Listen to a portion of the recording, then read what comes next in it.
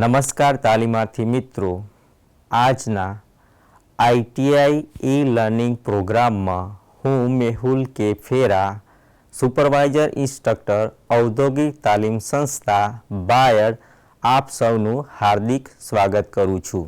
આજે હું આઈટીઆઈમાં ચાલતા કોમ્પ્યુટર ગ્રુપ અંતર્ગત format and modified text practical વિશે આપ સૌને તાલીમ સહ માર્ગદર્શન આપીશ. ફોર્મેટ અને મોડિફાઈડ ટેક્સ્ટ અંતર્ગત આપણે પહેલું આજે ફંક્શન જોઈશું, રાઇટ ફંક્શન જોઈશું. તો રાઇટ ફંક્શન જમણી બાજુથી તમારે કેટલા કેરેક્ટર જોવાશે તેનો ઉપયોગ થાય છે. તો અહીંયા આપણે એક ટેક્સ્ટ લખીશું.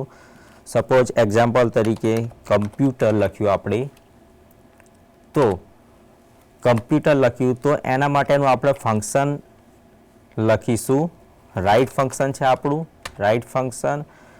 તો અહીંયા કોમ્પ્યુટર આપણું D5 કોલમમાં લખેલું છે, એટલે અહીંયા આપણે લઈશું D5 કોમા જમણી સાઈડથી કેટલા કેરેક્ટર તમારે ડિસ્પ્લે કરવા છે તે અહીંયા લખવાનું છે. તો આપણે અહીંયા 4 કેરેક્ટર લખીશું ડિસ્પ્લે કરાવવા માટે અને કૌંસ પૂરો કરીશું અને પછી એન્ટર આપીશું. તો અહીંયા આપણે જોઈ શકીએ છીએ કે જમણી સાઈડથી આપણને 4 કેરેક્ટરો જોવા મળે છે. આપણી સ્ટ્રિંગ છે કોમ્પ્યુટર, તો કોમ્પ્યુટરમાં છેલ્લા 4 કેરેક્ટરો UTER જે આઉટપુટ તરીકે આપણને અહીં જોવા મળશે. બીજું આપણે અહીંયા એક્ઝામ્પલ લખીએ. જો તમારે ડાયરેક્ટલી રન કરાવવું હોય તો આપણે અહીંયા રાઇટ ફંક્શનનો ઉપયોગ કરીશું. કોઈ પણ સ્ટ્રિંગ અહીંયા આપણે લઈશું ડબલ કોટેશનની અંદર. સપોઝ આપણે અહીંયા કોમ્પ્યુટર લખ્યું છે તો કોમ્પ્યુટર જ આપણે લઈએ, કમ્પ્યુટર સ્ટ્રિંગ લઈશું. પછી તમારે કેટલા કેરેક્ટર અહીંયા જમણી સાઈડથી જોવા છે તે તમારે લખવાના રહેશે. તો અહીંયા આપણે આપી દઈએ 2 કેરેક્ટર છે અને કૌંસ પૂરો કરી નાખીએ છીએ. તો રાઈટ, તો અહીંયા પણ તમને જોવા મળશે ER છેલ્લા કેરેક્ટર.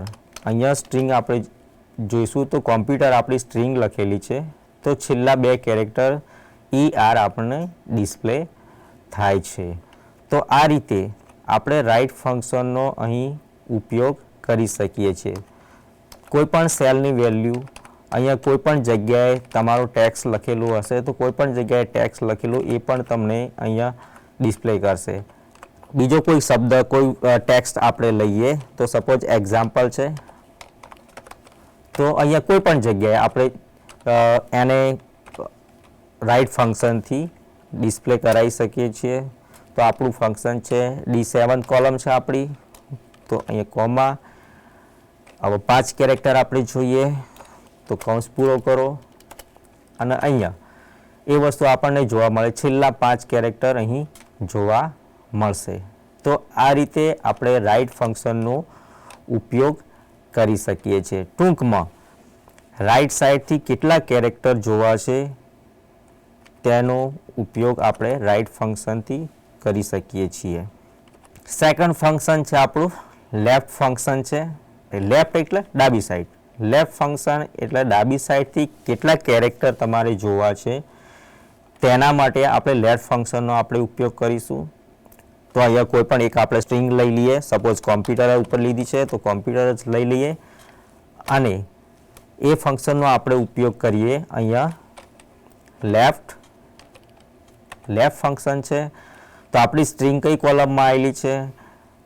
D કોલમમાં છે અને રો આપણી 10 છે એટલે કે D10 કોલમ આપણે કરીશું કોમા અને કેટલા કેરેક્ટર તમારે ડાબી સાઈડ જોઈએ છે તે અહીંયા લખવા પડશે. ન્યુમેરિક, બરોબર, ન્યુમેરિક સંખ્યા લખવી પડશે. સપોઝ 4 અને આપણે અહીંયા કૌંસ પૂરો કરી દઈશું અને એન્ટર આપીશું. તો આપણને એ જોવા મળશે કે આગળના 4 કેરેક્ટર આપણે ડિસ્પ્લે કરે છે ડાબી સાઈડથી. ડાબી સાઈડથી આપણે 4 કેરેક્ટર અહીંયા જોવા મળે છે. ઉપર આપણે જે રાઇટ ફંક્શનનો આપણે ઉપયોગ કર્યો ડાયરેક્ટલી, એવી રીતે પણ અહીંયા લેફ્ટ ફંક્શનનો પણ આપણે ઉપયોગ કરી શકીએ છીએ. દાખલા તરીકે આપણું લેફ્ટ ફંક્શન છે, કૌંસમાં આપણે એને કોઈ પણ સ્ટ્રિંગ હોય એના આપણે ડબલ કોટેશનની આપણે અંદર લઈએ છીએ, એટલે આપણે ડબલ કોટેશન કરીશું. અહીંયા કોમ્પ્યુટર લખું છું, બરાબર, ડબલ કોટેશન પૂર્ણ કરું છું, કોમા આપું છું, અને પછી આપણે કેટલા કેરેક્ટર જોઈએ છે તે અહીંયા આપણે જોઈશું. સપોઝ આપણે અહીંયા 3 કેરેક્ટર જોઈએ છે, તો 3 હું ન્યુમેરિક વેલ્યુ આપીશ અને કૌંસ પૂરો કરી નાખીશ. તો અહીંયા તમે ડિસ્પ્લે જોઈ શકો છો કે આગળના 3 જ કેરેક્ટર ડિસ્પ્લે થાય છે, બરાબર. તો આ રીતને લેફ્ટ ફંક્શનનો આપણે ઉપયોગ કરી શકીએ છીએ. તો લેફ્ટ ફંક્શન ટૂંકમાં ડાબી સાઈડથી તમારે કેટલા કેરેક્ટર જોઈએ છે તેના માટે આપણે તેનો ઉપયોગ કરીએ છીએ. હવે નેક્સ્ટ ફંક્શન જોઈએ છીએ મિડ. મિડ ફંક્શન શું છે કે મિડ ફંક્શન મિડલ વેલ્યુ જોવા માટે આપણે તેનો ઉપયોગ કરીએ છીએ. તો મિડ આપણે એક્ઝામ્પલ થ્રુ આપણે સમજીએ કે કેવી રીતને તેનો ઉપયોગ થાય છે. તો કોઈ પણ આપણે ટેક્સ્ટ અહીંયા લખી લઈશું. સપોઝ આપણે ઉપર લીધું છે તો કોમ્પ્યુટર ટ્રેડ લઈશું, ઓકે.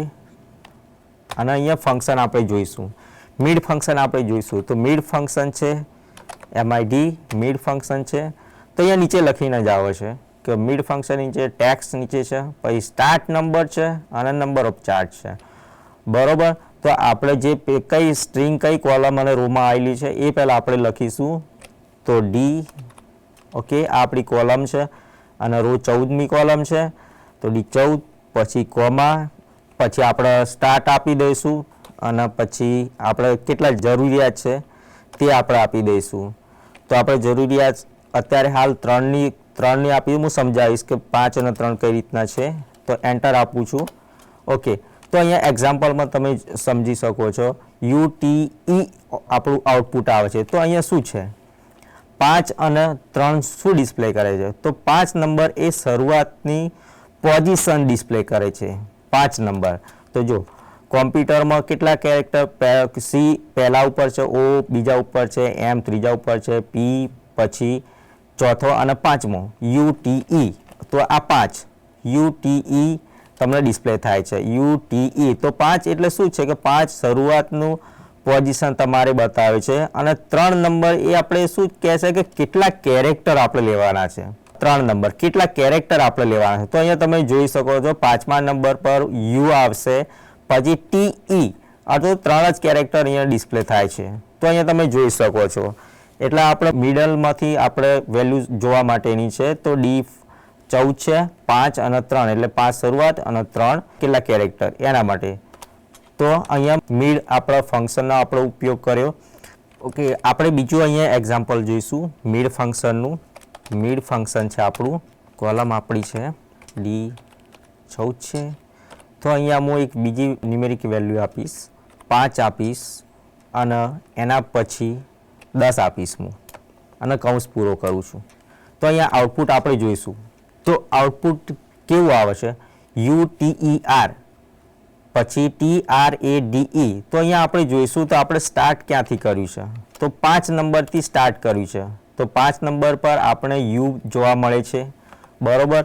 તો આપણે ટોટલ કેરેક્ટર કેટલા છે કે 10 કેરેક્ટર આપણે લીધેલા છે. તો 10 કેરેક્ટરમાં અહીંયા તમે જોશો તો UTER 4 છે, પછી TRADE 5 કેરેક્ટર જોવા મળે છે, બરોબર. 1 2 3 4 5 છે. આગળ ટોટલ કેટલા તમને કેરેક્ટર જોવા મળે છે, તો 1 2 3 4 5 6 7 8 9. તો 9 કેરેક્ટર અહીંયા તમને જોવા મળે છે. તો આપણને અહીંયા સ્ટ્રિંગમાં શું આપેલું છે કે 10 કેરેક્ટર આપણે જોઈએ છે. તો અહીંયા તમને જોવા એ મળે છે કે સ્પેસ પણ અહીંયા કાઉન્ટ થઈને આવે છે, બરોબર. એટલા આપણે અહીંયા 10 આપવાથી સ્પેસ કાઉન્ટ થઈને આવશે, એટલે અહીંયા તમને જોવા મળે છે સ્પેસ પણ અહીંયા કાઉન્ટ થઈ જાય છે. UTER પછી સ્પેસ જે ગણાશે, પછી TRADE એમ કરીને આપણે 10 કેરેક્ટરો જોવા મળે છે. એટલે અહીંયા સ્પેસ પણ અહીંયા મિડ ફંક્શનમાં કાઉન્ટ થઈને આવશે. એના પછીનું આપણે ફંક્શન જોઈશું અપર છે.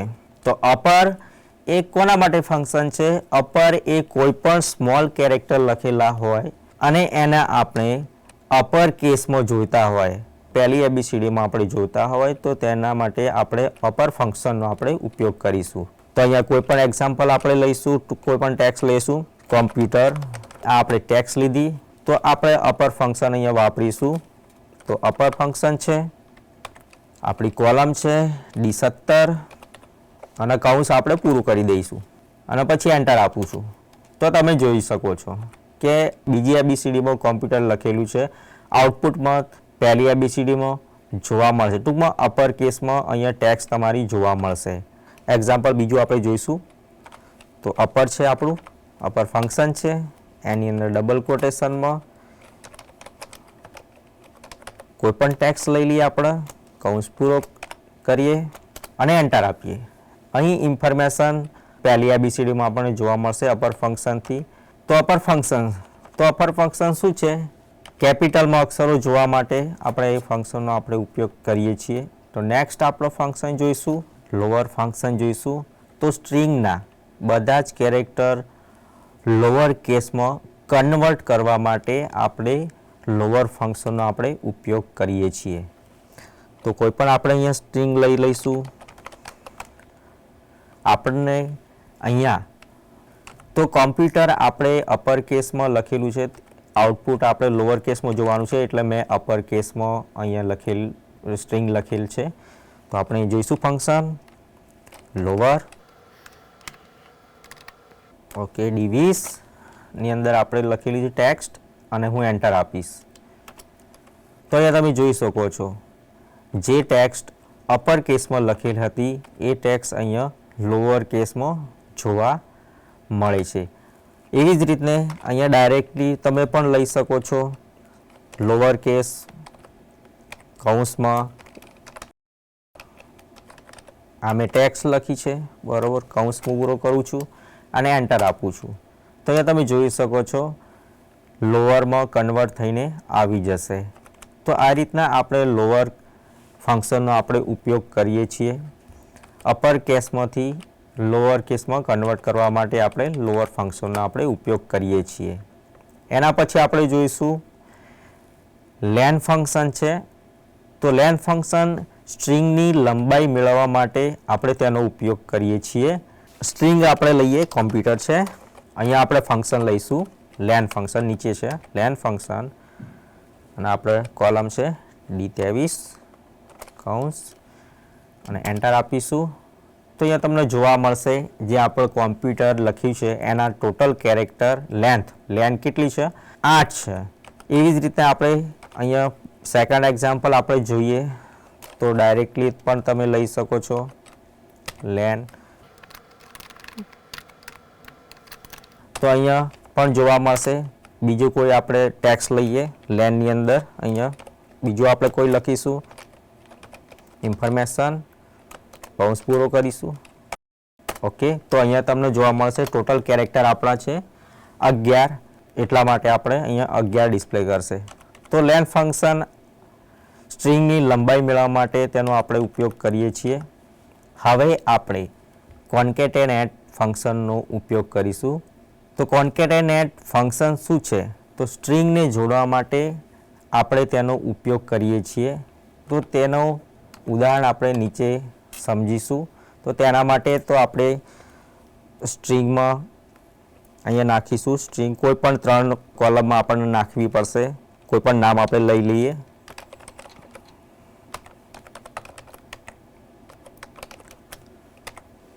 ઓકે. તો મેં 3 સ્ટ્રિંગ લીધેલી છે.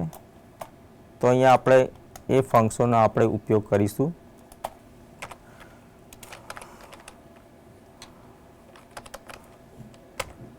તો આપણે અહીંયા વેલ્યુ લઈશું,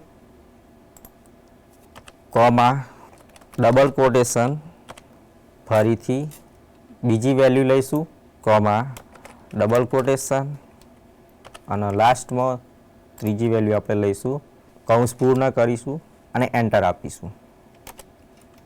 તો અમે અહીંયા જોઈ શકો છો સ્ટ્રિંગને જોઈન્ટ થઈ ચૂકી છે.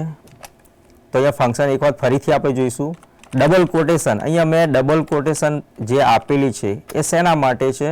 તો સ્પેસ છોડવા માટે છે. અને અહીંયા પણ મેં આપી છે તો એ પણ સ્પેસ છોડવા માટે છે.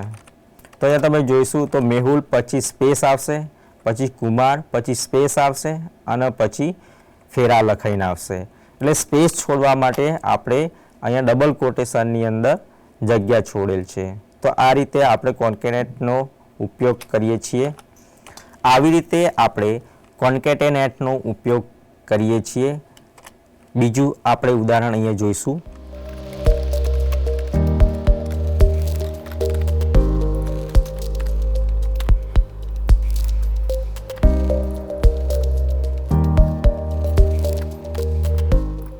અને હું કૌંસ પૂરો કરું છું. તો આઉટપુટ શું આવે છે? તો આઉટપુટમાં તમે જોશો તો સ્પેસ આપણી નથી બતાવતી અહીંયા. તો ડાયરેક્ટલી મેં અહીંયા C30, D30, E30 આપ્યું છે.